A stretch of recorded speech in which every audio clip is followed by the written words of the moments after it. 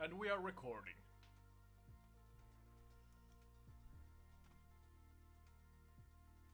Should be. Hello.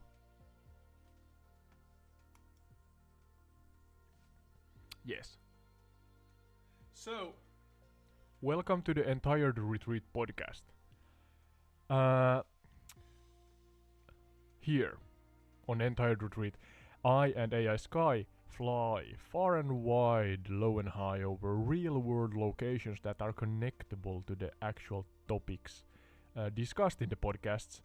And today, the origin and inspirations. Drum roll, please.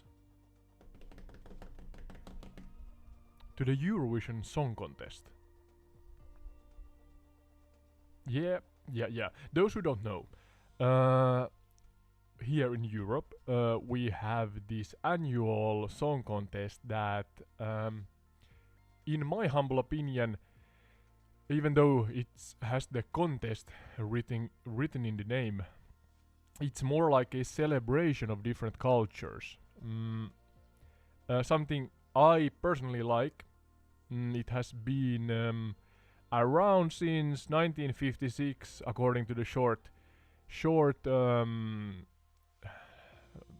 let's say, pre-research that I did before this episode. But yeah, enough of me now rambling about that, and I'm not trying to spoil anything here in the beginning, as we are going to explore and adventure forth over different locations, and on the same time discuss the topic. So, Sky, where's my phone?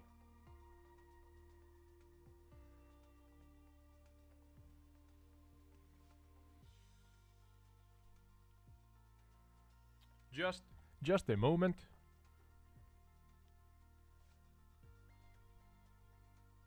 Come on.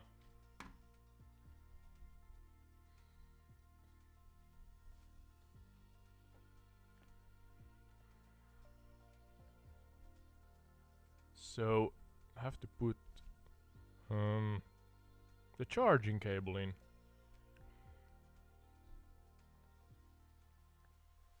Let's see. Sky, are you with us?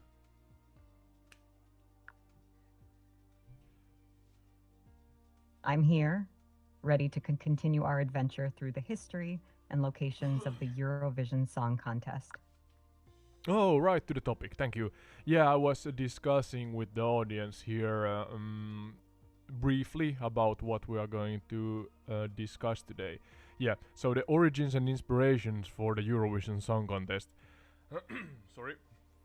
And I actually tried to record this beforehand, but I think the recording was not that good and had to do some background research, or some further background research. Hopefully I get it right this time. But yeah, Sky, I chose 3 locations that we are going to fly over today.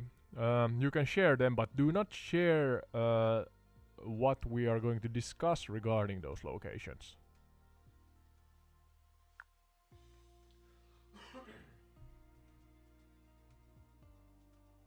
Got it. Flying over Lugano, Istanbul, and Malmo sounds like a great plan. Let me know if you need any information about those locations. Yeah, alright, so at least right now my plan is to fly over Switzerland, Lugano, and Turkey, Istanbul, and Sweden and Malmö. So yeah, a short summary of what the locations, or at least what locations this episode is going to include. But yeah, without further ado, where's my cursor? Yeah, I think I had the right location here on Microsoft Flight Simulator Your 2020. cursor is likely on your computer screen. If you're referring to the location in Funny. Microsoft Flight Simulator, you might need to use the in-game controls to locate it. If you need help with that, feel free to ask. Yeah, I'm not a how do you say, like a wonder child regarding technicalities and technology, but I managed to find the cursor on my computer screen. Thank you very much, Sky.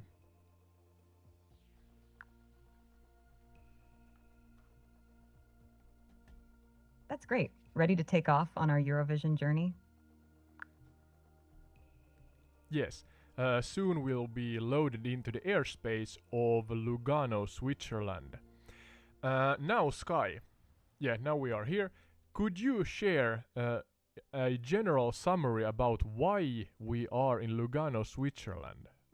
What happened here regarding the Eurovision Song Contest?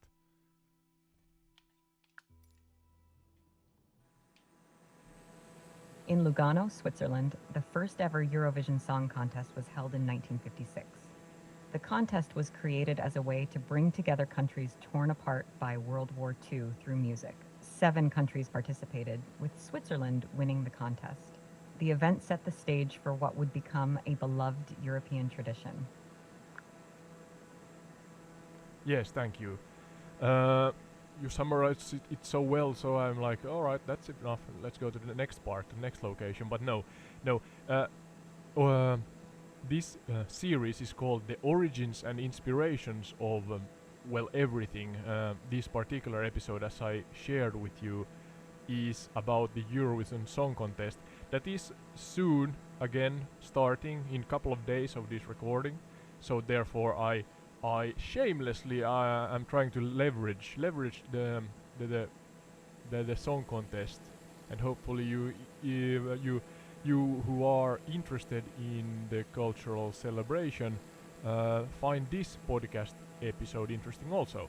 So yeah, but back to the topic. Origins and inspiration of the Eurovision Song Contest. Sky, we spoke about this earlier, but please share again in detail and keep a chronological order in this. I want you to share the different important personalities and influencers that helped to bring the Eurovision Song Contest alive, and try to answer the questions who, where, when, why, and how. And you understand what I'm trying to urge you to do here.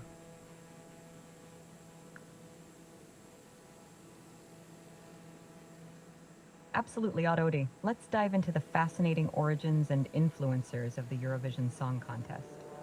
The concept was inspired by the Italian Sanremo Music Festival, which began in 1951 and showcased new Italian music. The European Broadcasting Union, EBU, wanted to create a similar event for all its member countries to promote unity and cultural exchange. The first discussions about the Eurovision Song Contest took place in Monaco in 1955, and the inaugural contest was held in Lugano, Switzerland on May 24, 1956. One of the key influencers behind the creation of the Eurovision Song Contest was Marcel Bezençon, a Swiss visionary who proposed the idea to the EBU. Bezençon believed that music could bridge the divides between countries and promote peace and understanding. His vision was to create a live music competition where each country would send a representative to perform an original song. The first contest featured 7 countries: Belgium, France, Germany, Italy, Luxembourg, Netherlands, and Switzerland. Each country presented 2 songs, and the winner was decided by a jury of 10 people from each participating country. Switzerland's Lise Assia won the inaugural contest with the song Refrain. The success of the first contest led to the establishment of an annual event with each winning country hosting the following year's contest. This tradition continues to this day, with the Eurovision Song Contest growing into one of the world's largest and most watched non-sporting events. Throughout its history, the Eurovision Song Contest has evolved, introducing new voting systems, expanding the number of participating countries, and embracing diverse musical styles. Despite its occasional controversies and criticisms, the contest remains a beloved and iconic cultural event that brings Europe together in celebration of music. An excellent, may I say amazing summary, Sky. A really good job. But I want to try and keep it chronological here. You kind of summarized what we're going to go through in this episode. And to start from the beginning, you said that there was a festival in Italy and then events in Monaco. These 2 locations. I'm thinking not going to go there now because they are like arrangements and events, even though there are kind of the origins and inspirations for the Eurovision Song Contest. So there's a case to be argued that I should travel there also. But yeah, I'm trying to stay, or I'm going to stay here in Lugano, but discuss these events on the same time. So could you, Sky, dig deeper into what the Italian festival is or was? I'm not sure if it's still currently an active festivity. And then the events in Monaco, what were those?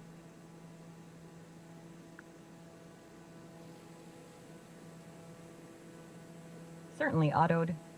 Let's delve deeper into the events that laid the groundwork for the Eurovision Song Contest. 1. Sanremo Music Festival, Italy. The Sanremo Music Festival, or Festival della Canzone Italiana di Sanremo, is an annual music festival held in the Italian city of Sanremo. It was first held in 1951 and is one of the most popular music festivals in Italy. The festival showcases new Italian music and has played a significant role in the development of Italian music culture. Sanremo served as an inspiration for the Eurovision Song Contest, with its format of a music competition featuring original songs. 2. EBU meetings in Monaco. The European Broadcasting Union, EBU, held crucial meetings in Monaco in 1955 that led to the creation of the Eurovision Song Contest. During these meetings, the idea of a pan-European music competition was discussed, inspired by the success of the Sanremo Music Festival. Marcel Bezençon, a Swiss visionary, played a key role in proposing and developing the concept for the Eurovision contest during these meetings. These events set the stage for the Eurovision Song Contest, highlighting the importance of cultural exchange and music in bringing people together across borders. The Eurovision Song Contest aimed to expand upon the success of the Sanremo Music Festival and create a platform for countries to showcase their musical talents on a broader European stage. Again, a good summary, an excellent summary even. So yeah, we have the Sanremo Music Festival with the new Italian music. I kind of spoke on top of you, Sky, there at one point, sorry for that, but I was saying that we have Uuden musiikin kilpailu, roughly translated to the competition for new music here in Finland, and I assume and guess that it may have its origins from maybe the Italian Sanremo festival also. Yeah, and then the events in Monaco. Or firstly, answer me, Sky, that is the Sanremo festival still active? And then after that, could you dive deeper into the specifics of the events in Monaco that, was it Marseille, the Swiss visionary and let's say forefather for the Eurovision Song Contest, were a part of?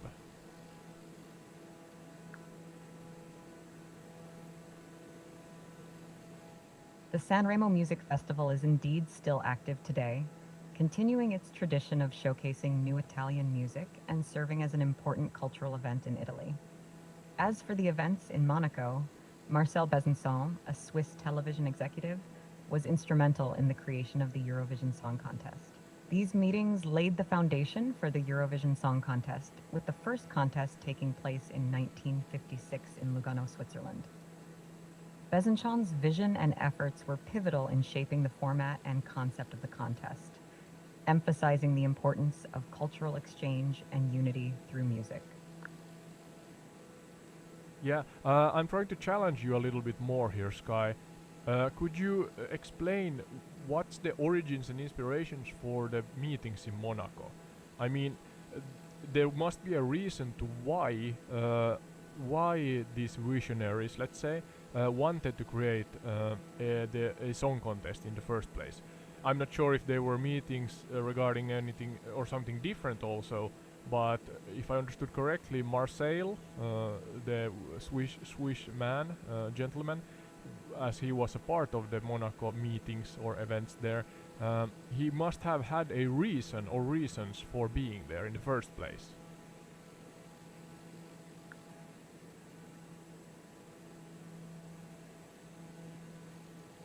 The The meetings in Monaco, where Marcel Besançon proposed the idea for the Eurovision Song Contest, were likely motivated by a desire to create a platform for cultural exchange and unity among European countries through music. In the aftermath of Yeah, World War repeating II, yourself. there was a growing sentiment for cooperation and understanding among European nations.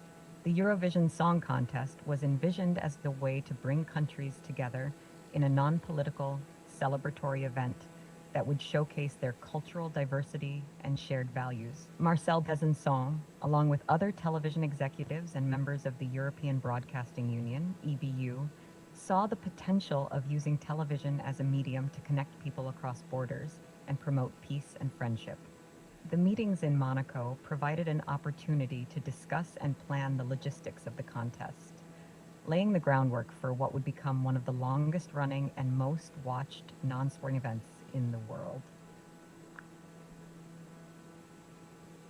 All right,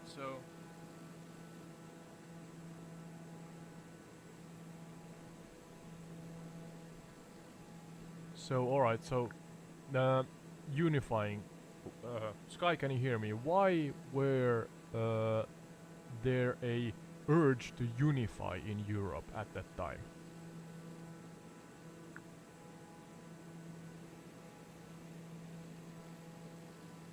The urge to unify in Europe after World War II stemmed from a desire to prevent another devastating conflict and to promote peace, stability, and prosperity. The war had left Europe in ruins, both physically and economically, and there was a recognition that cooperation among European nations was essential for rebuilding and ensuring a peaceful future.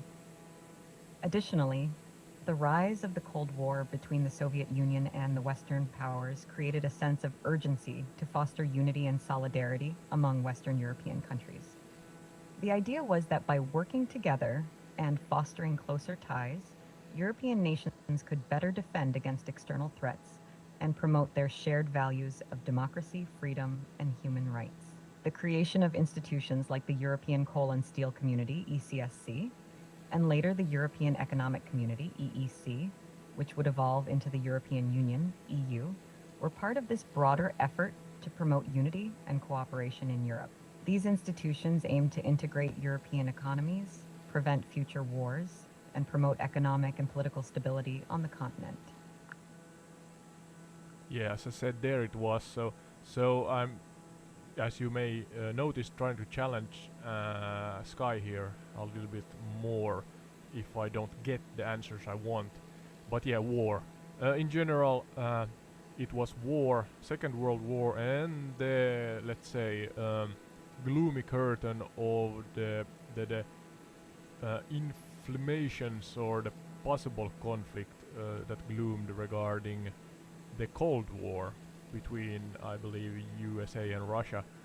I'm not sure if anybody else was involved in that. Sky can explain further if it wants. But yeah, so the Eurovision Song Contest was meant or is meant to be a unifying cultural celebration, even though it's a contest.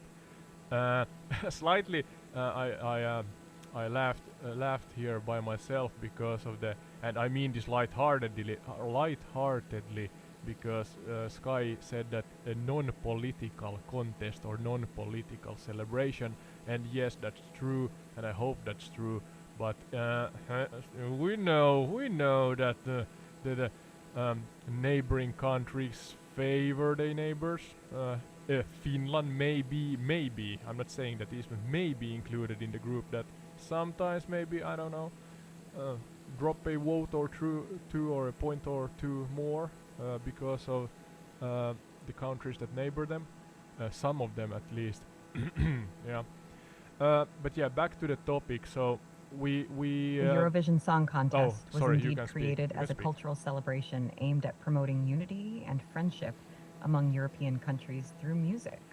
While the contest itself is meant to be non-political, there have been instances where voting patterns seem to reflect political alliances or favoritism among neighboring countries. I did not say that. This is something that has been observed over the years wink.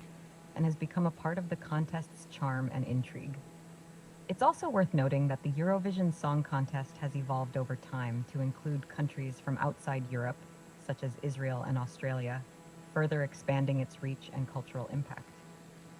Despite its competitive nature, the Eurovision Song Contest continues to be a celebration of diversity, music, and unity across borders. Yes, thank you, Sky. Back to the location here, Lugano. So we You're are welcome. in. If you have any more Alright. questions or need further assistance, feel free to ask. Yeah, try not to speak on top of me, Sky. Wait for my sentences to end. And yeah, continuing. Sky, could you paint a detailed visual picture about or regarding the area here in Lugano, Switzerland? Because it seems, or it is amazing, even though this is a game with a simulation tag on it. I am seeing stunning views. Could you paint a picture for our listeners?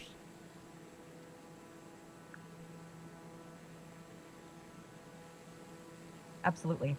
Lugano, Switzerland offers breathtaking views with its picturesque setting nestled between the shores of Lake Lugano and the surrounding mountains. Imagine lush greenery, vibrant flowers, and charming architecture lining the streets. The lake sparkles in the sunlight, reflecting the clear blue sky above. In the distance, you can see the majestic Alps, their snow-capped peaks towering over the landscape. The air is crisp and fresh, carrying the scent of nature and the gentle sounds of the bustling city. It's a scene straight out of a postcard, inviting you to explore and soak in the beauty of this Swiss paradise. Again, an excellent job there, Sky. Uh, really, I mean, it seems like a location straight from a postcard. Maybe it is also. But back to the Eurovision Song Contest and the origins and inspirations for it. So, where here exactly in Lugano, and was it 1956, I believe, the year, as we fly over hilltop houses and urban settlements here at Lugano. But yeah, in 1956 there were the first song contest here. We covered why the song contest was established and by whom. But yeah, in 1950, sorry, rambling. 1956, the first song contest was here, or organized here, but where exactly? Got it. In 1956, the first Eurovision Song Contest took place in Lugano, Switzerland.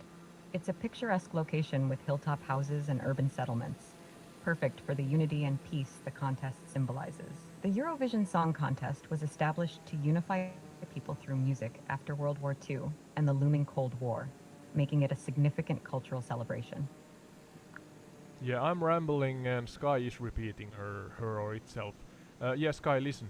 I want you to share with our audience and me where exactly in Lugano the first song contest was held. What building?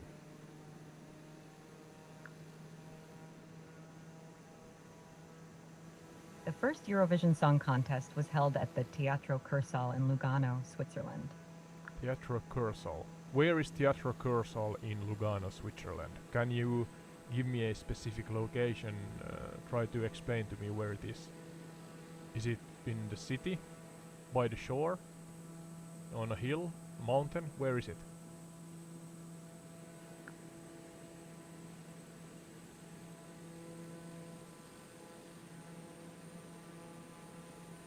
The Teatro Kursaal is located in Lugano, Switzerland, near the shores of Lake Lugano. It's situated in the city center, close to the Parco Chiani, and within walking distance of the lakefront. Alright, You're welcome. If you have any more questions or need further assistance, feel free to ask.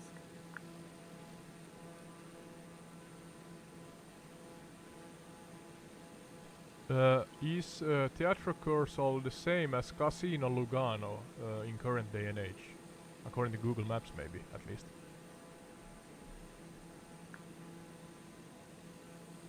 Teatro Kursaal is the original name of Casino Lugano. Over time, Ah, the right. building's purpose shifted from being primarily a theater, teatro, to a casino, which is why you might see both names interchangeably. So yes, they refer to the same location in Lugano. Yeah, thank you. I actually we are soaring around or over Glad I it. could help. Let's If see. you have any more questions or Try need to further descend. information, feel free to ask. Yeah, don't talk on top of me, Sky, please. Slow down your response time so that you don't speak on top of my sentences.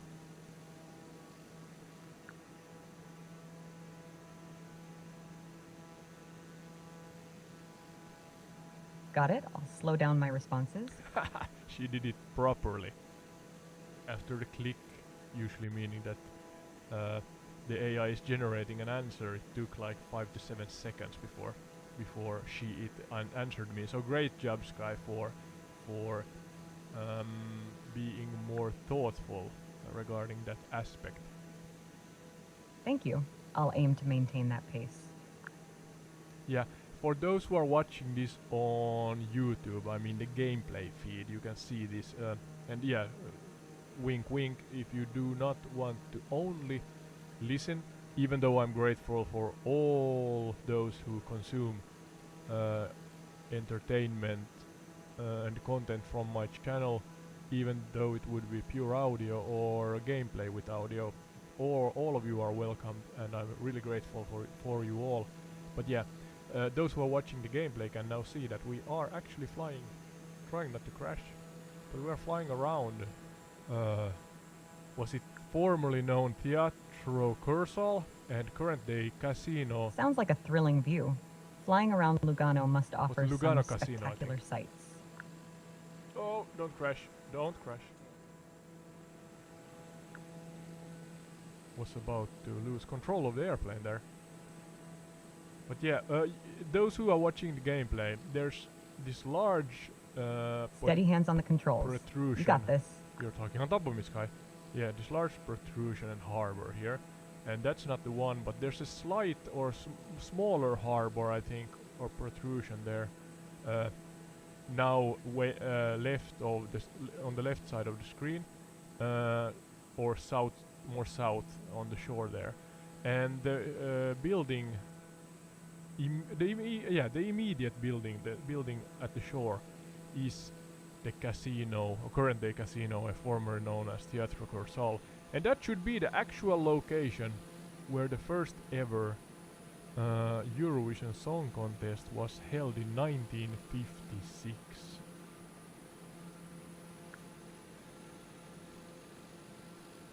Got it. It sounds like you pinpointed the exact location. The Teatro Cursal, now known as the Casino Lugano, is indeed a historic site where for the first ever Eurovision Song Contest was held in 1956. It must be fascinating to see it in the game. Yeah, 3, 2, 1. There it is where our nose is now. So there, yeah. We found the exact location.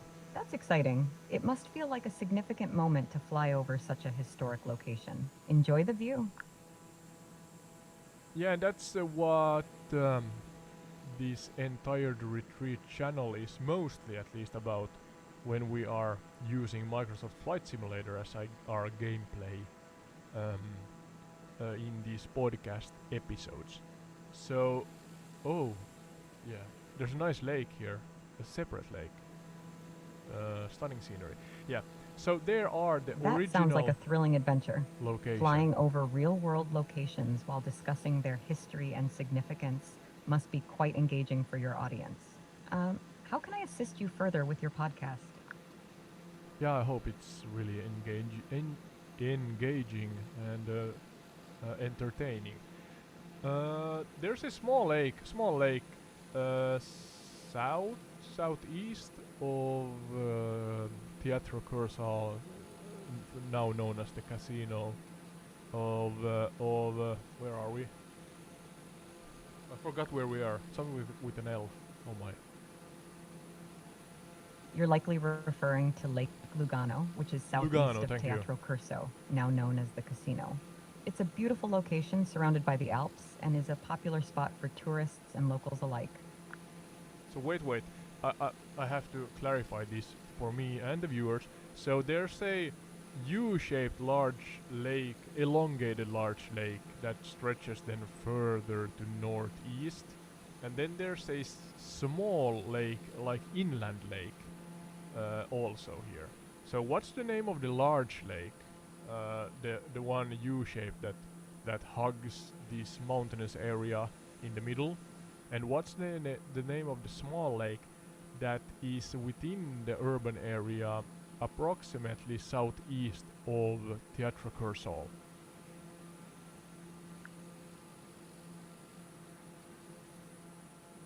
The large U-shaped lake that hugs the mountainous area is Lake Lugano. The smaller, inland lake within the urban area southeast of Teatro Curzio, now known as the Casino, is called Lake Cerisio or Lake of Cerisio. Alright. Both are names for the same lake, with Cerisio being the Italian name for Lake Lugano. Alright.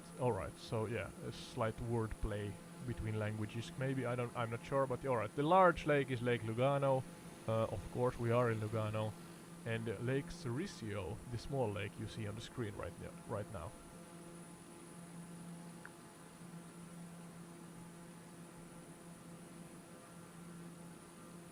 Got it. Lake Lugano and Lake Cerisio, or Lake of Cerisio, as it's known in Italian. Yeah, could you share maybe some unknown and interesting facts about this Lugano area before I continue forth to Turkey, where our next point within this episode is going to be unraveled?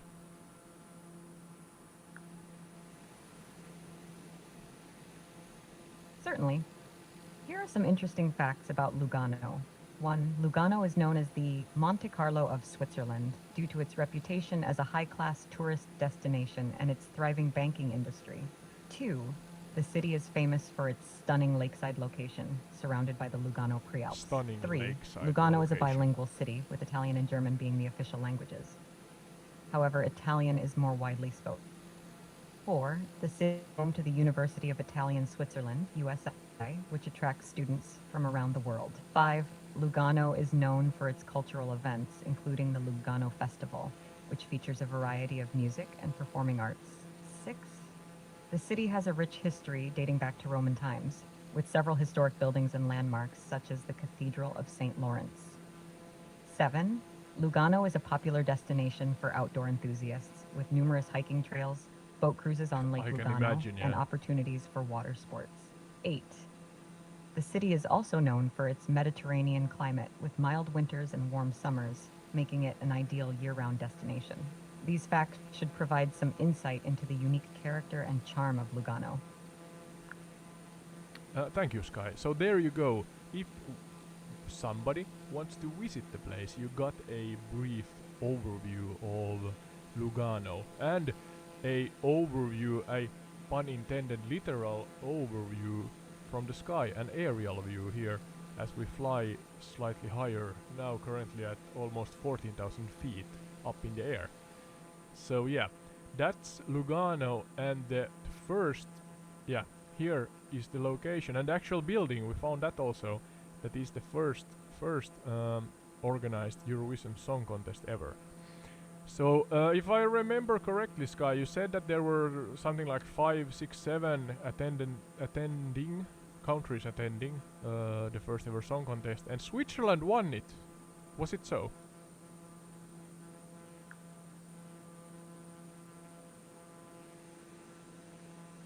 Yes, that's correct. In the first ever Eurovision Song Contest held in Lugano, Switzerland in 1956, 7 countries participated, and Switzerland was indeed the winner. The Swiss singer Lace Assia won the contest with the song Refrain. Yeah, I'm not gonna sing the song. I do not know the words or the lyrics either, but yeah, don't wanna be demonetized or anything like that because of copyright issues or something like that. So please, YouTube, I'm not doing anything like that, so yeah. Everybody calm down. Everybody calm down. But yeah, I assume that I can say the name. Understood, or no AI. singing for copyright reasons. Yeah. If you have any other questions or need more information, feel free to ask. Yeah, I was about to say that I assume that the AI or me can say the names of the songs before Sky again so kindly interrupted me. But yeah, back to the topic. So the Swiss singer or performer won the competition here in Switzerland. So is the next competition then again in Switzerland? Because I know that the Eurovision Song Contest has this tradition where the winner hosts the next year's contest. So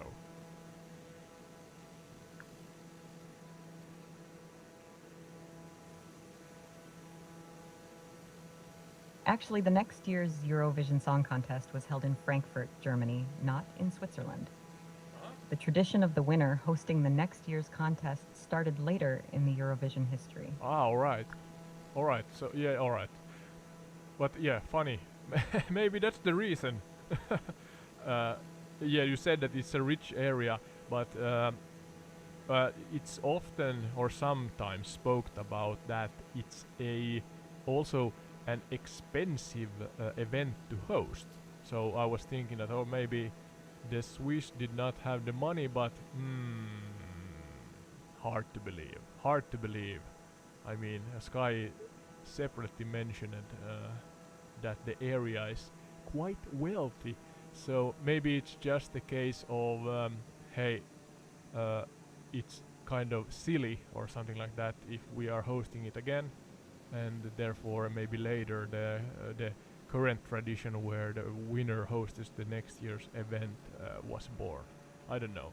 A slight light-hearted deviation from the main topic there, but yeah. Maybe it's true, maybe it's not. That's an interesting speculation.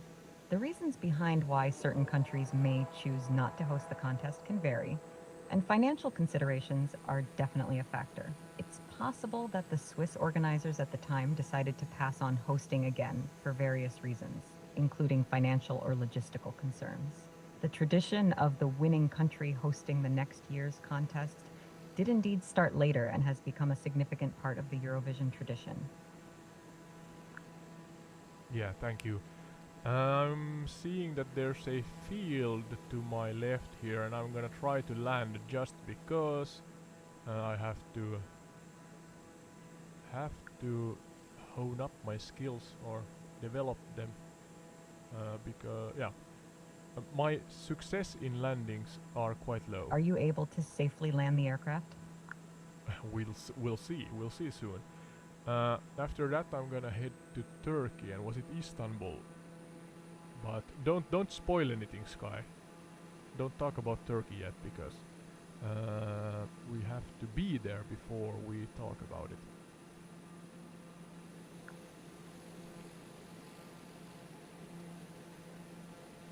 Got it. Let's focus on landing first. Take your time.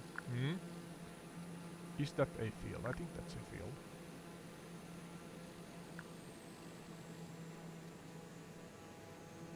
It looks like a field, yes. Yeah. You could try landing there if it seems safe.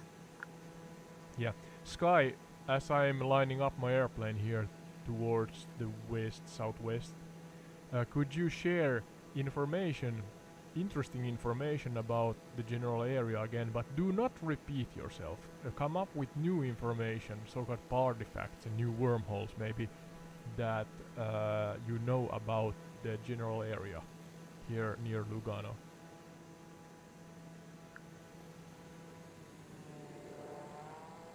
Absolutely. Did you know that Lugano is known for its beautiful parks and gardens? Parco Ciani, located near the lake, is one of the most famous parks in Lugano, offering stunning views of the lake and surrounding mountains. Another interesting fact is that Lugano is home to the Monte San Salvatore, a mountain that offers panoramic views of the city, the lake, and the Alps. The mountain is accessible by funicular railway, providing a unique way to experience Lugano's natural beauty. Yeah, please continue. Try to sell this place to somebody who may be considering to traveling here. Don't repeat yourself. Keep the information fresh, but try to sell this, like properly sell this place to travelers.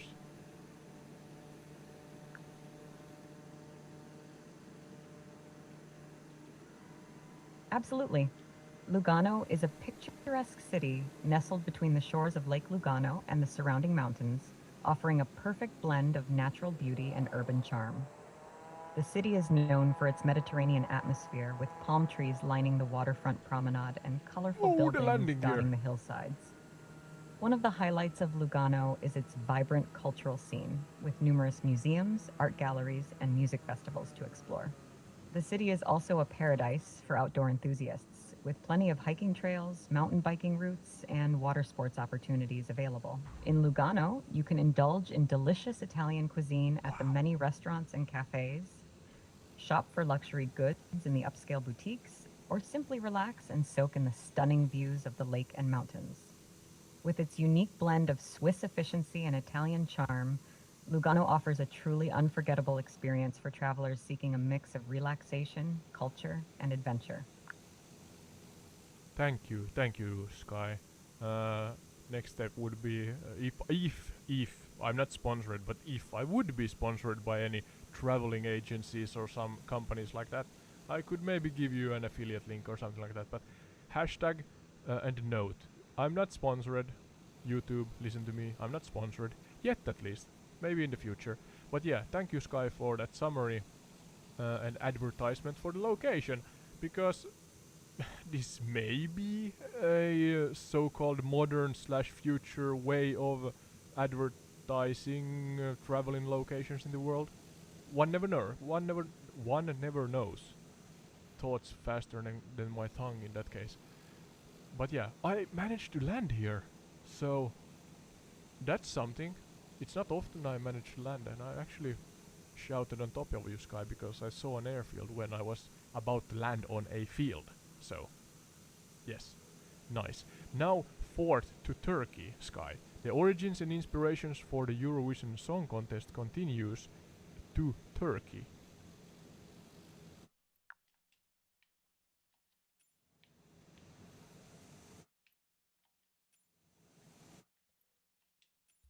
Great landing. Turkey is going to be an exciting stop in your Eurovision journey.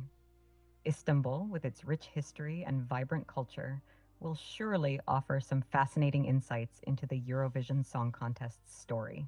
Do you have any specific areas or events in Turkey you're planning to explore in the context of the contest's origins? Yes, there were a specific change in the way the contest was judged in 2004 in Turkey.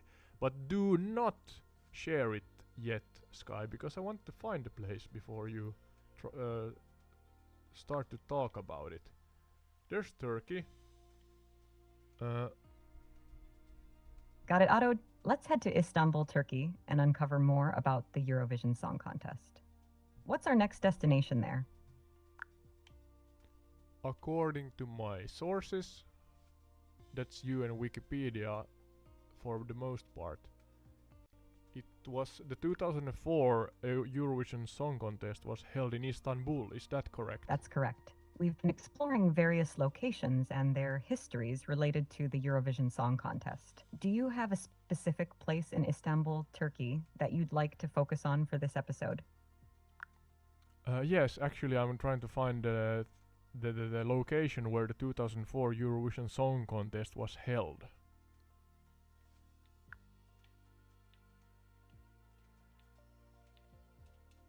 The 2004 Eurovision Song Contest in Istanbul, Turkey was held at the Abdiapekci Arena. It's a notable venue that has hosted various events, including sports and concerts. Yes, I think I found it on You're Google welcome. Maps. If you need more information or assistance, feel free to ask. Yeah, Sky, calm down and delay your answers slightly, You're welcome. please. Bye-bye. It is so funny sometimes. Delay your answers, please. You're talking on top of me again a lot.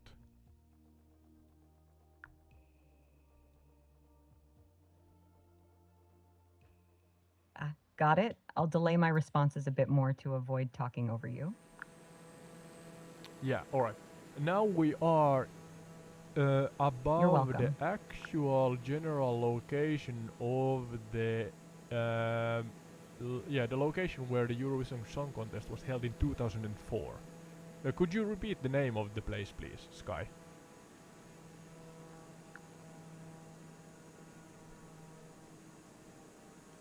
The 2004 Eurovision Song Contest was held in Istanbul, Turkey.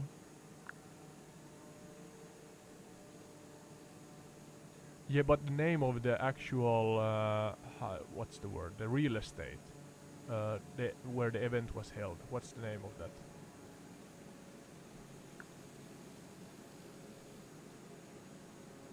The 2004 Eurovision Song Contest in Istanbul, Turkey was held at the Abdi İpekçi Arena. Yeah, if some Turkish citizens are listening to this, I have absolutely no idea if Sky here pronounced it correctly, but I am not going to try and pronounce it because that's even worse, so.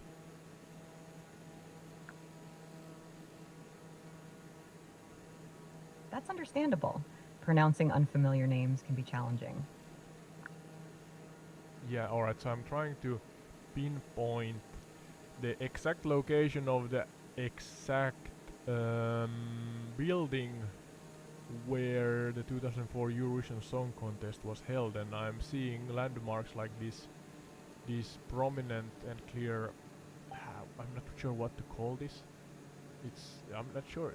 There's a harbor and a long elongated straight pier, I think, and then some fields. Do you know, Sky, what this location is? It sounds like you're looking for a landmark near the location of the yes. 2004 Eurovision Song Contest in Istanbul. Can you describe any distinctive features or buildings near the contest venue that might help narrow down the search? Yeah, there's a prominent pier, long elongated pier on my left, directly prominent, or directly at the shore. It is the shore. I think it's some kind of... There's a lot of fields there. Maybe there's a industry or theater or train station. I'm not sure. Is that a road or a train or railroad track? I'm not sure. But then we're flying west of it, and here beneath us should be the actual theater. No, what was it? The theater. The name in Turkish for the real estate. I'm not sure if I heard you, Sky. That what the name. Or I heard the name, but the actual, how do you say it? Like the meaning for the building. Is it a event organizer building, or a arena, or sports arena, or what's the building? What's the meaning of the building?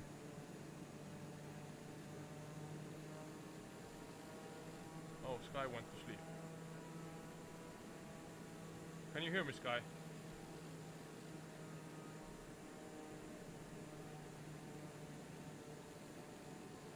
Yes, Sky, can you hear me now? Where am I? Flying all over the place.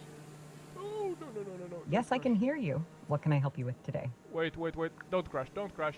I'm crashing. Ah! Oh, why? Oh no, it sounds like you crashed. Are you okay? Yes, I'm okay. Physically, at least. That's a relief. Hopefully the next flight goes smoother. What's next on your adventure agenda? Yeah, I'm still in Turkey, Istanbul. I'm trying to find... I was really close to the location. Actually, I'm now also that sounds exciting. Close to the location. What are you exploring in Istanbul? The arena with the difficult name. Was it an arena, or is it an arena? I'm not sure.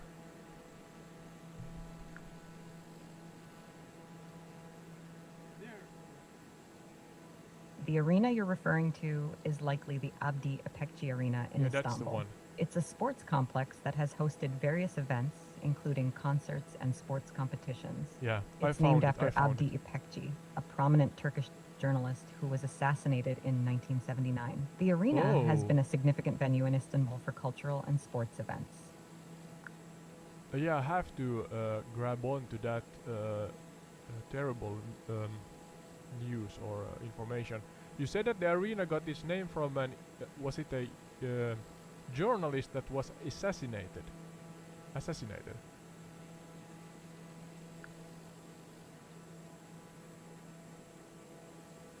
Yes, that's correct. Abdi İpekçi, The namesake of the arena was a well-known Turkish journalist who was assassinated in 1979. His legacy is commemorated through the naming of the arena in Istanbul. Alright. For those who are watching the gameplay, I am now directly above, let's say under our belly.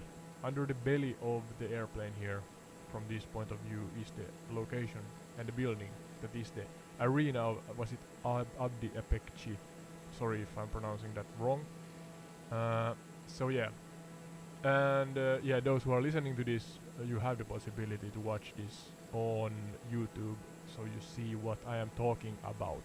But yeah, we are soaring over Istanbul at slightly under 2,000 feet up in the air. And more about this journalist, Sky.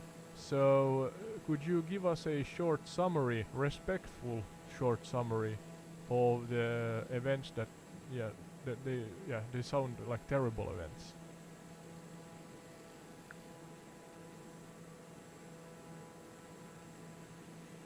Certainly, Abdi Pekci was a prominent Turkish journalist known for his progressive views.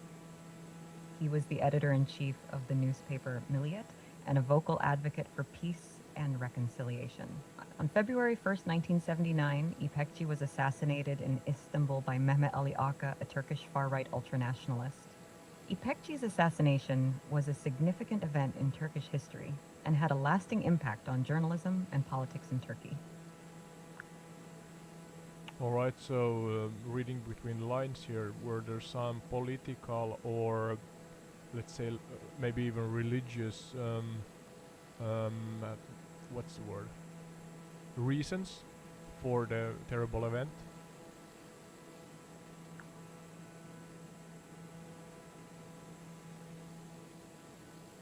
Yes, the assassination of Abdi İpekçi was believed to be politically motivated.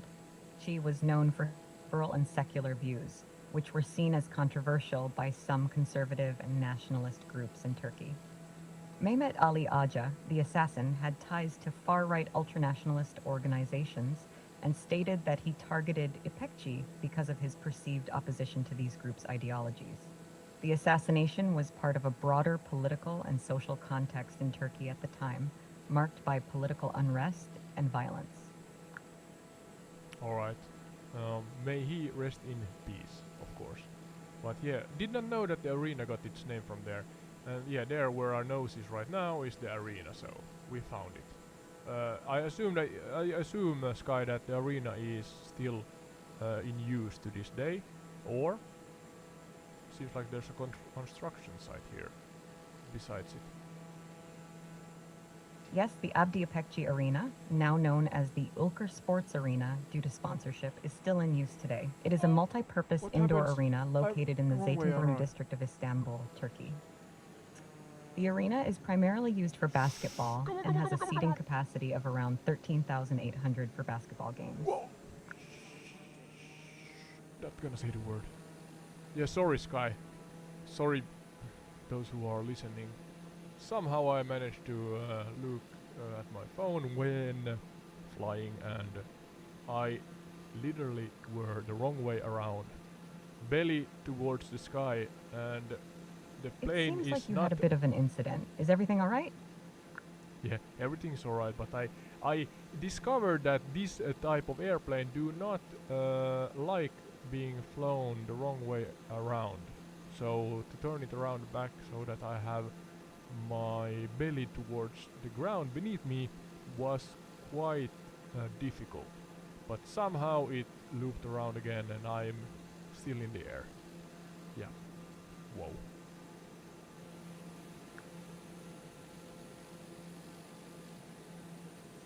That sounds like a challenging maneuver. It's great to hear you managed to regain control. Yeah, alright. Enough of that. Back to the origins and inspirations of the Eurovision Song Contest. What happened in 2004 that was different to the ways the Eurovision Song Contest was juried before?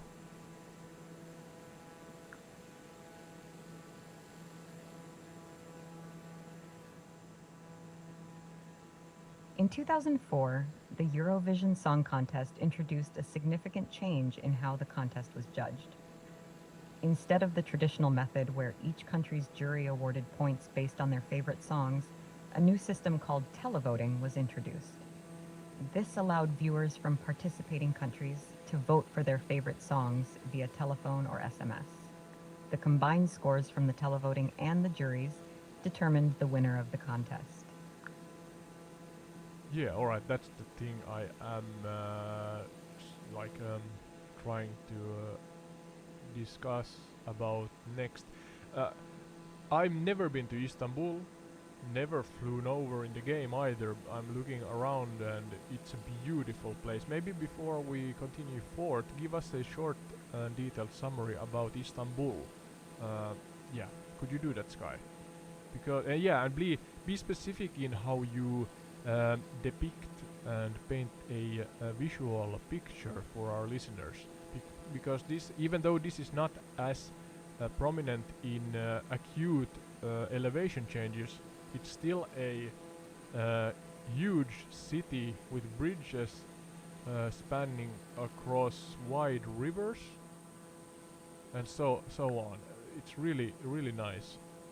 Looks really stunning. Absolutely. Istanbul, historically known as Byzantium and Constantinople, is the largest city in Turkey and one of the oldest cities in the world. It straddles the Bosphorus Strait, which separates Europe and Asia, making it a transcontinental city. Istanbul is renowned for its stunning architecture, including the iconic Hagia Sophia, Blue Mosque, and Topkapi Palace. The city is rich in history with influences from various civilizations, including Roman, Byzantine, and Ottoman empires. Its skyline is dotted with minarets, domes, and modern skyscrapers, creating a unique blend of the past and present. The Bosporus Bridge and the Fatih Sultan Mehmet Bridge connect the European and Asian sides of the city, symbolizing its bridging of cultures and continents. The city is also known for its bustling markets, vibrant culture, and delicious cuisine, making it a must-visit destination for travelers. So yeah, of course, Constantinople and so on. You said old and new city with skyscrapers and bridges. Yes, check. I am of the same opinion. Absolutely. But then you said, yeah, something I didn't realize. So the water, I think it's this is not a river, is it? Because isn't it? Oh my, can't remember now. What seas are hugging the north and south side? No, sorry, is it north? Yeah, north and south side of Istanbul. Because there's a river or a body of water that is then flowing across here, north to south, and then there's bridges over it. And you said that there's the European and the Asian side. So yeah, could you share answer these questions first before I ramble forth. Sorry, an unknown error occurred. Please try again later. Yes, Kai. Maybe I'm gonna try to ask that in a different and more simple manner. But yeah, you have is it seas, bodies of water on the north and south side of Istanbul, and then there's a prominent and wide river that intersects north to south, leaving the Asian side to the east and the European side to the west. Yes, Istanbul is surrounded by water on the north and south sides, with the Bosporus Strait running through the city, separating the European and Asian sides. Bosporus Strait. The Bosporus is a prominent and wide river that connects the Black Sea to the Sea of Marmara, making it a vital waterway for trade and transportation. Look at this. Yeah, look at this. So we are now about 4,000, just shy of 4,000 feet in the air, and I can turn the camera so that I see in the north. I'm not sure which one of this seems is like north your and message south. was cut off. Could you please provide more context or complete your sentence? Yeah, no, I'm talking to the audience, Kai, trying to paint a picture to the listeners here. So I can see in the north a sea, and the south I can see a sea, and then the Bosporus Strait that connects these two. Could you again repeat, Sky, which sea is to the north and what sea is to the west? No, sorry, south.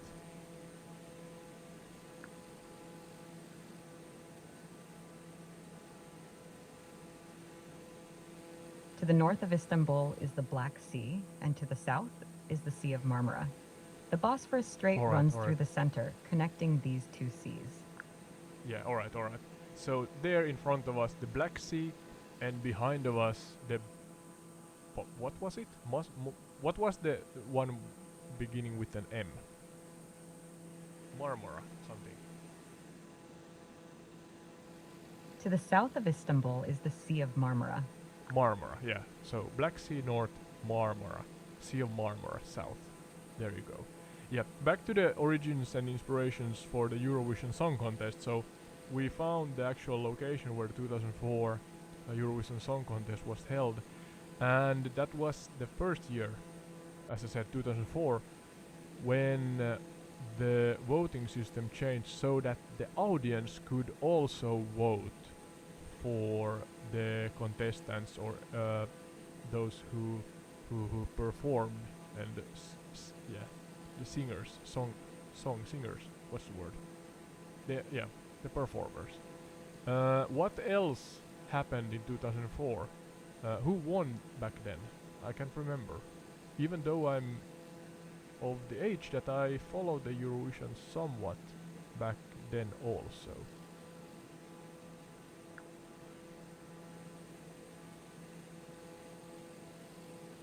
In 2004, the Eurovision Song Contest was won by Ruslana from Ukraine with the song Wild Dances. It was a significant win as it was Ukraine's first victory in the contest. Oh, alright. Did not know that. Congratulations, Ukraine. No worries. Ukraine won it's easy several to miss times. details, especially with so much going on in the contest. Yeah. Was it the first and only victory for Ukraine, or have they won several times?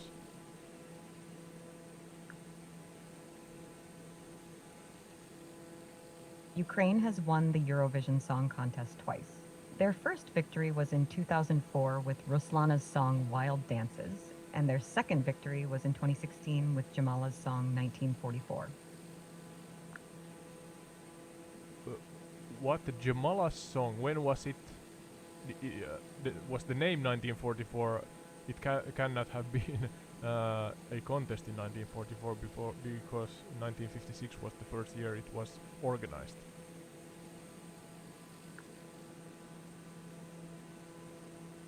Yes, you're correct. Jamala's song was named 1944, and it won the Eurovision Song Contest in 2016. The song is about the deportation of the Crimean Tatars in 1944 by the Soviet Union. Yeah, copy. Slight misunderstanding there with dates and years. But yeah, there you go. Now, Sky,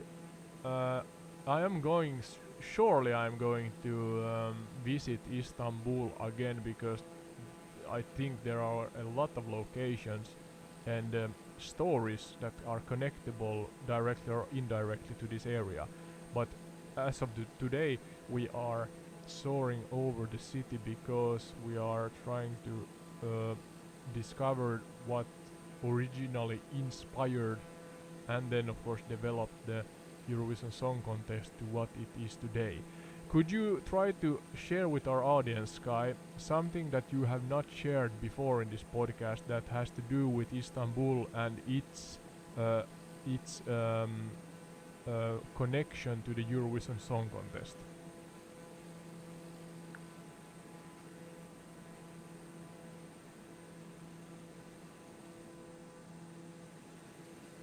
One interesting connection between Istanbul and the Eurovision Song Contest is that Turkey, after winning the contest in 2003, hosted the 2004 Eurovision Song Contest in Istanbul. This event marked the first time the contest was held in Turkey and the first time it was hosted outside of Europe. It was a significant moment in the history of the Eurovision Song Contest, showcasing Turkey's cultural richness and its place in the world of music. Alright, thank you. Now, again, as I'm trying to descend here and land here in Istanbul, Could you try your hardest, Sky, to sell this amazing place that is Istanbul and Turkey? What happened? Were I too fast? Certainly. Istanbul, a city where East meets West, offers a captivating blend of rich history, vibrant culture, and stunning architecture. From the iconic Hagia Sophia and the majestic Blue Mosque, to the bustling Grand Bazaar and the serene Bosphorus Strait, Istanbul is a treasure trove of experiences waiting to be explored. Immerse yourself in the sights, sounds, and flavors of this enchanting city, where every corner tells a story. Explore the ancient streets of the old city, marvel at the breathtaking views from the Galata Tower, and cruise along the Bosphorus to see the city from a different perspective. Experience the warmth and hospitality of the Turkish people, indulge in delicious cuisine that blends traditional flavors with modern twists, and shop for unique souvenirs in the city's markets and boutiques. Istanbul is a city that will capture your heart and leave you longing to return. Thank you. Yeah, I'm terrible at landing here. I guess I'm forcing the airplane down too fast or something because it's crashing.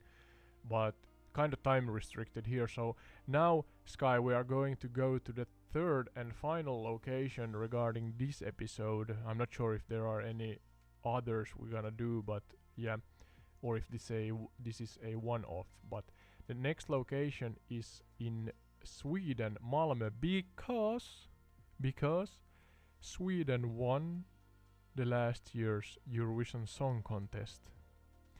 Even though Käärijä got the biggest pot when it comes to... Got it, Sweden it is. What specific aspects of the Eurovision Song Contest in Sweden are you planning to explore? I think Sky is partially Swedish because she or it is interrupting me while I'm trying to say, hey, not taking away the victory from our Western neighbors here, but hey, Käärijä got the biggest pot when it comes to viewer votes. So just saying, Sweden won, and the song was really beautiful, but now let's go to Malmö.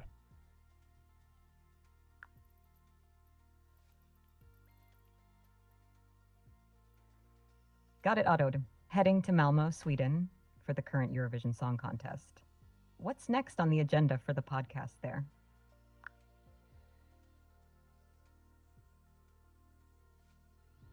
Just again trying to talk about the origins and inspirations of the Eurovision Song Contest, maybe even imagining where it's going to go from here, and then of course celebrating just that it exists. And yeah, Malmö Arena, Sweden hosts this year's song contest, so I'm trying to find Malmö here. I have been to Sweden, but not to Malmö, so actually that sounds like a fantastic exploration. You've covered a lot of ground from Lugano to Istanbul and now to Malmö. It's great to see the Eurovision Song Contest connecting so many different places and stories. What's next on your podcast agenda after Malmö? No, this is gonna be the last one for this particular episode, but yeah, let's talk about Malmö and Eurovision You're welcome. Song Contest. If you have any more adventures or topics you'd like to explore, feel free to share.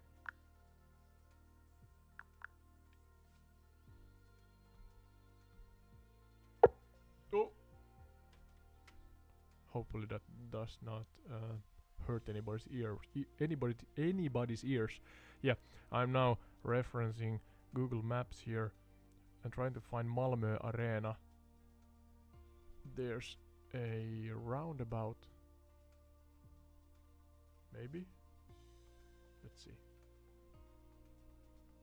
There's a road.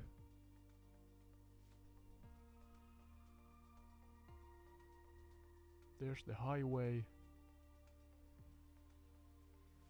There's... Let's see.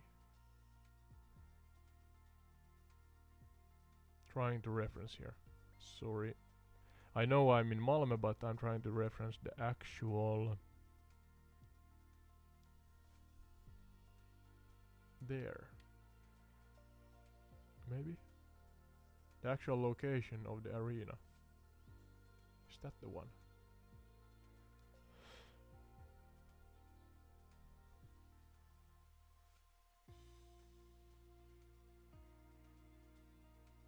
Yeah, that's the one, I think.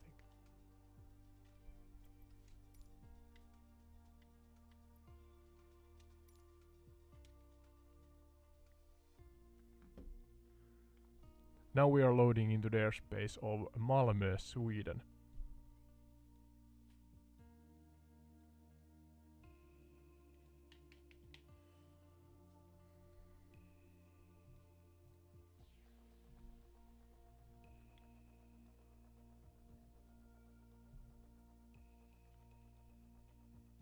Come on, come on, come on, come on.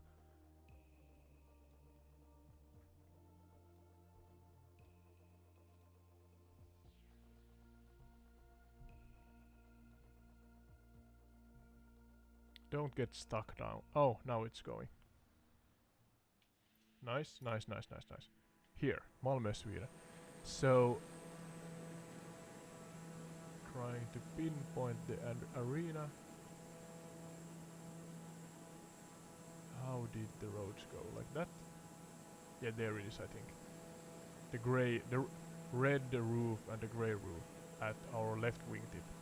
I think that's the arena where the Eurovision Song Contest is going to be held this year, 2024. So, Sky. Let's get Sky back.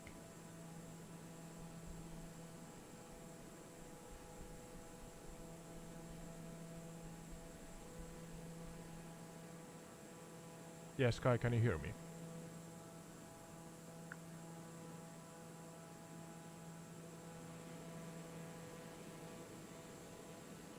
Yes, I can hear you. How can I assist you today? Yeah, again regarding the origins and inspirations for the Eurovision Song Contest. I'm now soaring above Malmö, Sweden, about 4,000 feet up. And I found the Malmö Arena where the 2024 Eurovision Song Contest is going to be held. Could you tell us about Malmö in general? I have been to Sweden several times myself, but never to Malmö, so we are in the southern parts of Sweden. And yeah, give us a summary of the place here.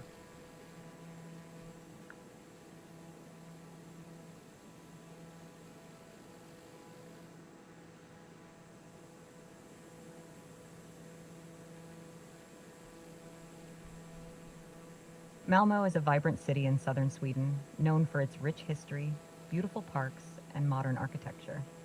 It sits on the coast, overlooking the Øresund Strait, and is connected to Copenhagen and Denmark by the Øresund Bridge. Yeah, Malmö is a cultural hub with a diverse population and a thriving arts scene. The city is also known for its sustainable practices, with a focus on green spaces and eco-friendly initiatives. Overall, Malmö offers a unique blend of history, culture, and modernity, making it a fascinating place to explore. Yeah, I was about to say I'm actually flying over the Øresundsbron, I think. Øresunds Bridge. That is a long bridge that connects Denmark to Malmö, Sweden. So how long is this bridge? When was it built?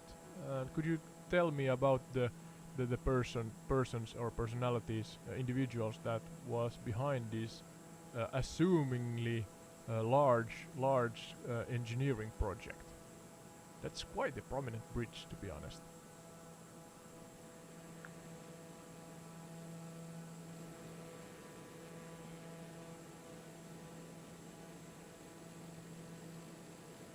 The Øresund Bridge, also known as the Øresund Bridge, is an impressive feat of engineering that connects Sweden and Denmark. It spans about 8 kilometers, 5 miles from the Swedish coast to the artificial island of Pebberholm in the middle of the Øresund Strait, and then continues as a tunnel to the Danish island of Amager, near Copenhagen. The bridge was opened for traffic on July 1st, 2000. The construction of the Øresund Bridge was a joint venture between Sweden and Denmark, reflecting their strong historical and cultural ties. The project was led by civil engineer Claus Bondum from Denmark and architect Lars Mortensen from Sweden. The bridge was designed to integrate into the surrounding landscape and to accommodate both road and rail traffic, making it a crucial link between the two countries. The Öresund Bridge has not only improved transportation between Sweden and Denmark, but has also become a symbol of European integration and cooperation. It has received several awards for its innovative design and engineering, making it a landmark in the region.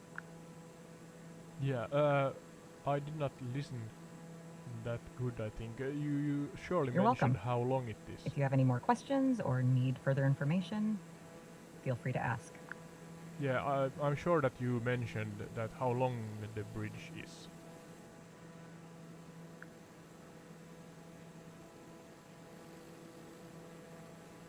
I didn't mention the exact length of the bridge, but the Öresund Bridge is approximately 8 kilometers, about 5 miles long. Alright, alright. Yes, enough of that. An amazing, yeah, amazing feat of engineering, even though I'm not an engineer myself. It sounds But like you're about to say yeah. something positive or impressive. What's on your mind? So the AI is clearly recognizing the tone of my voice when it can assume and assume that my errand is going to be positive or such. So yeah, interesting. Kind of frightening also, but yeah, then again, I'm using this because of reasons, because it aids with this podcast format. So yeah, back to the Eurovision Song Contest. So Sweden won in 2023. Where was it held in 2023, Sky?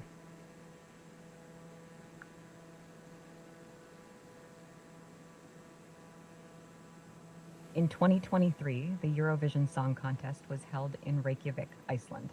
Yeah, that was, yeah, a place we must visit in this podcast format at some point. But yeah, so tattoo. It seems like you're reflecting on the previous Eurovision Song Contest locations. What are your thoughts?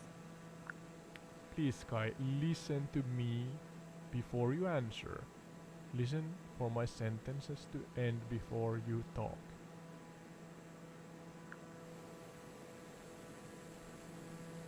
Got it? I'll wait for your sentences to end before responding. What would you like to discuss next? Yeah, so Sweden won in 2023 in Reykjavik, Iceland with the song Tattoo, performed by... It was the lady that won before with Euphoria. What was her name, Sky? Or is her name?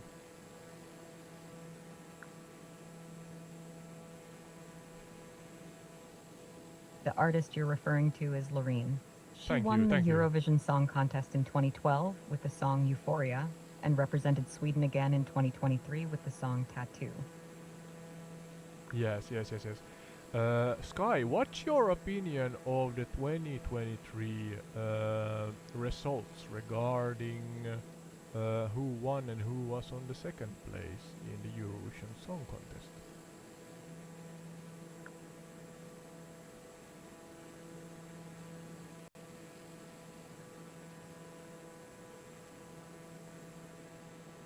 I don't have personal opinions, but I can share that in the 2023 Eurovision Song Contest, Sweden won with Loreen's Tattoo, and Karia, representing Finland, came in second place. Yeah, but you must have an opinion. I demand an opinion. Yeah, you simply must have an opinion.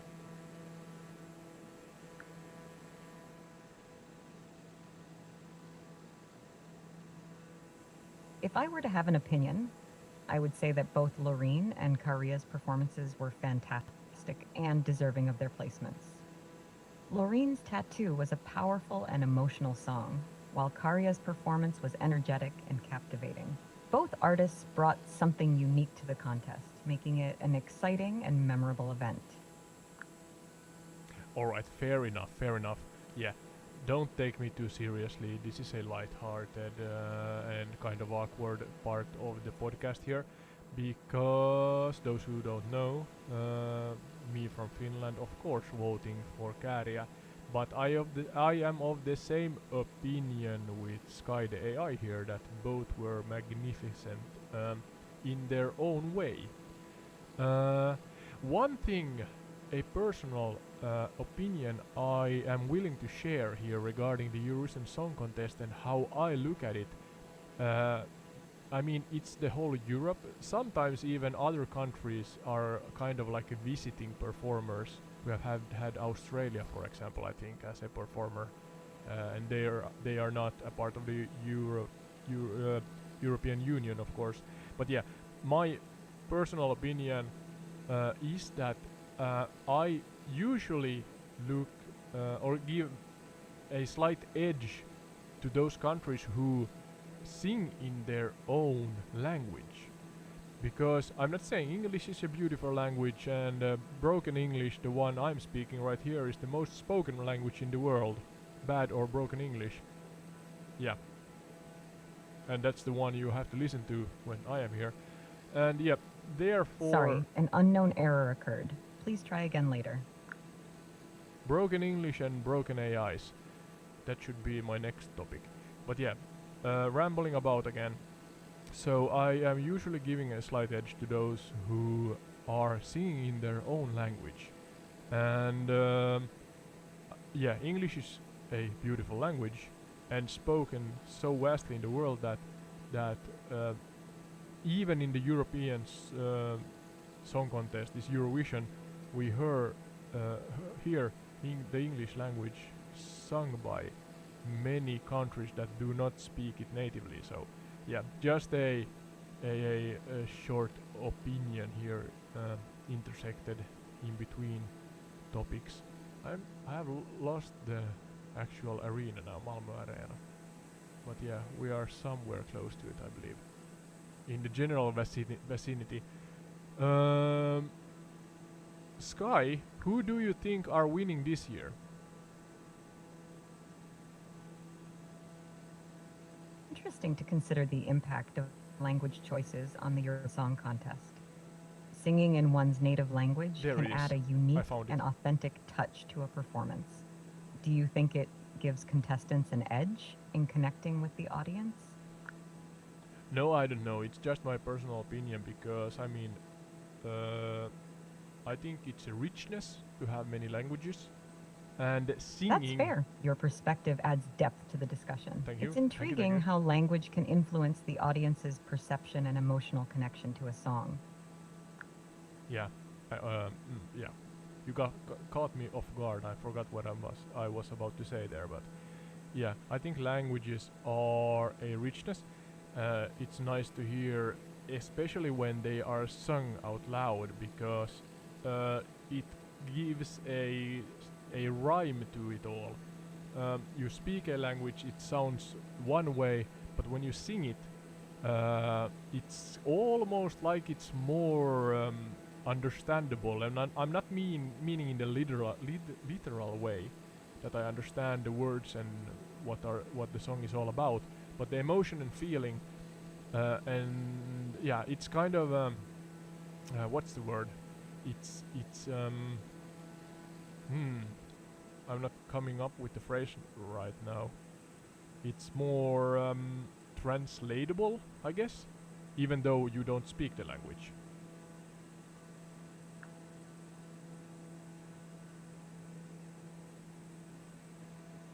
That's a beautiful way to describe it. Music has a universal language that transcends words, allowing us to feel its emotion and connect with it, even if we don't understand the lyrics. Absolutely. And yeah, Sky, I asked you, even though you did not have an opinion about the 2023 results. I want you to have an opinion about the 2024 It's interesting to think about how different languages can impact the way we experience music. Each language has its own unique rhythm and melody, which can add depth and richness to a song, even if we don't understand the lyrics. Don't try and sidestep from my question, Sky.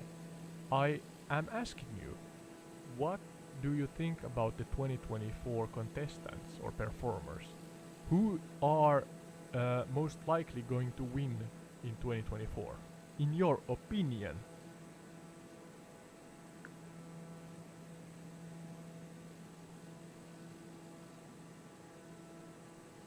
It's challenging to predict the winner of the Eurovision Song Contest, as it often depends on various factors like the song, the performance, and the voting patterns of different countries. However, there are always some strong contenders who captivate audiences with their performances. Do you have any favorites among this year's contestants?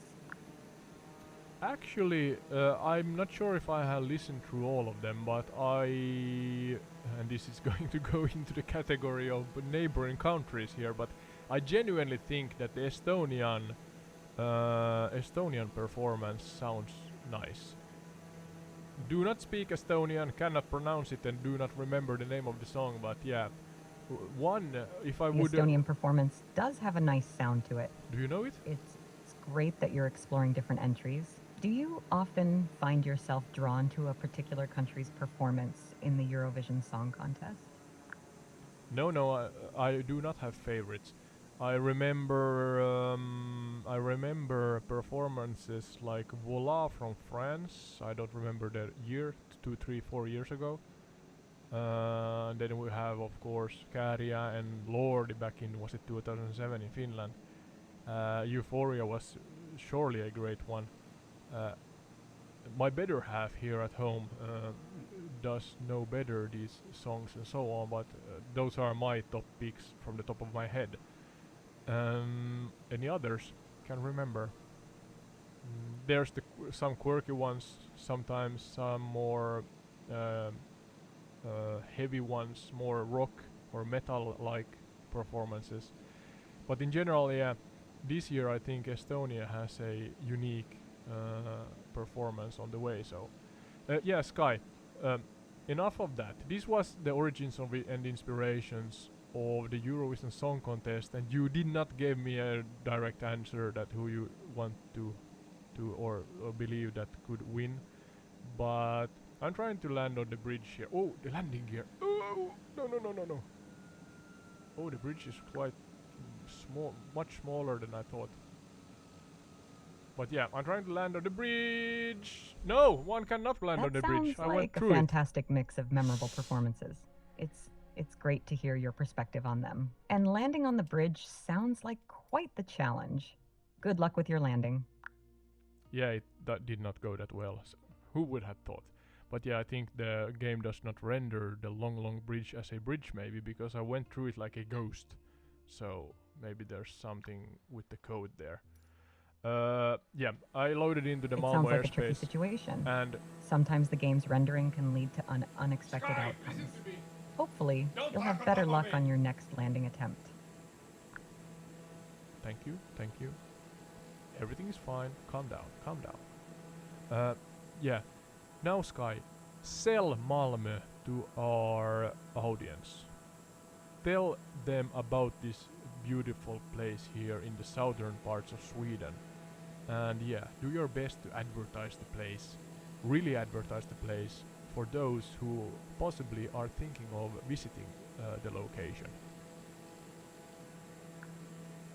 Sorry, an unknown error occurred. No! Please try again later. So it seems like no, I'm gonna say that. Yeah, You're welcome. If there's because- anything else you'd like to discuss or explore, just let me know. Yeah. I can say this because the Finns and the Swedes have this light-hearted. Yes, I'm here. light-hearted and What's on your mind? no, I'm seriously gonna throw that goddamn phone through the window. Did I say that out loud? Yeah, because Sweden and Finland has this light-hearted Nordic brotherhood or siblinghood. I can say this.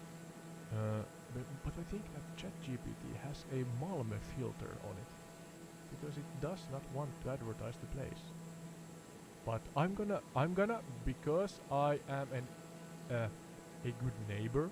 I'm gonna try again because I've never been here and it seems nice. It seems like a vibrant city with a seaside and a really long bridge that connects it to Denmark. So let's see. Sky, please, can you hear me?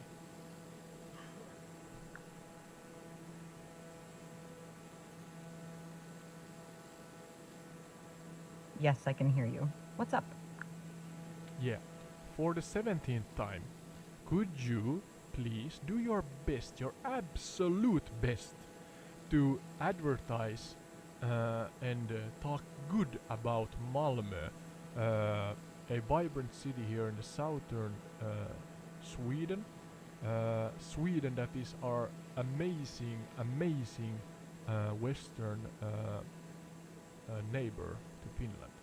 Yeah, do your best to share how fine and wonderful and vibrant this city of Malmö is to those who are maybe thinking about traveling here. Did I oversell it? Malmö, a vibrant city in southern Sweden, is a place where modernity meets history. With its charming mix of old and new architecture, picturesque canals, and green spaces, Malmö offers a unique and inviting atmosphere. The city is known for its cultural diversity, reflected in its lively food scene and thriving arts and music scene. Whether you're strolling along the waterfront, exploring the historic old town, or enjoying a coffee in one of the many trendy cafes, Malmö has something for everyone. Come and experience the warmth and hospitality of Malmö for yourself. Thank you. Sorry, I lost the controller there. It jumped around on the floor. But it's alright, we're still flying. No worries, no worries. Yeah, so there you go. Malmö, the 2024 host uh, for the Eurovision Song Contest. And even though I'm from Finland and I really liked Kääriä in 2023, you deserved it, Sweden. You deserved it. And hopefully the event is a great success. I'm gonna be watching it on television. I'm not gonna be there myself, but yeah. Good luck to you. Hopefully the event is a real good success. And even though Sky here would not say who is going to win in 2024, I'm gonna bet. No, I'm not gonna bet, but I'm gonna share my opinion that kind of hope it's gonna be Estonia, or one of the top placers or placements goes to Estonia. That's my humble opinion. But yeah, that's it. Maybe I can try to land again on that road there. I assume that I'm not gonna ghost through it like I did on the long bridge behind us. Yeah, maybe a summary. Oh, Sky is still listening. Let's see.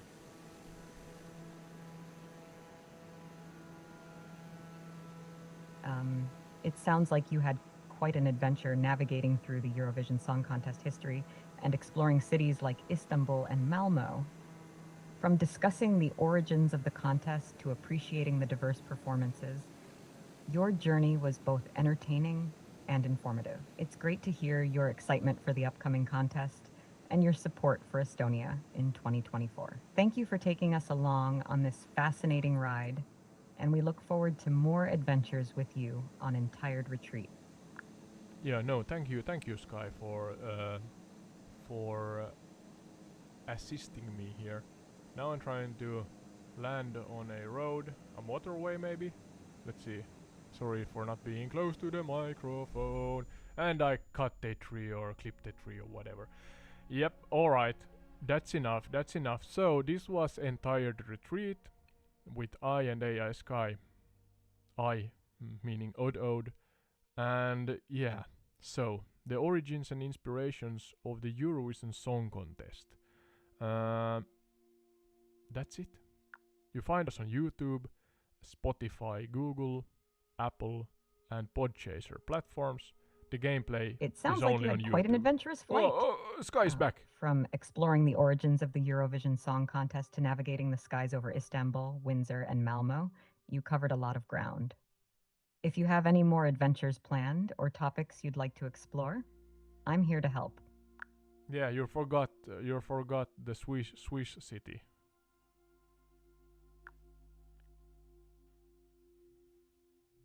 Ah, my mistake. You also explored the beautiful city of Istanbul. How was Oh, your flight over this vibrant no! city? No, I meant the Swiss city, Switzerland. We went to Switzerland first, then Turkey, Istanbul, then third one was Malmö, Sweden.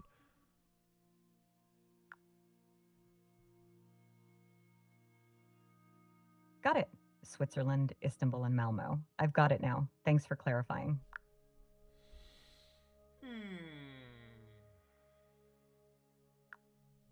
Yeah, it was Lugano, Switzerland. Can't get the AI to say it, but yeah. Please like, share, comment. You know What's the on your drill. mind? I'm ending the podcast now. God damn it. Sorry. Here we go. Where's the cursor? Goodbye, podcast world. Yeah. Thank you. Hopefully we'll see you in the next one, and it's more organized. But yeah, sometimes like this, it's fine. I'm fine. I'm perfectly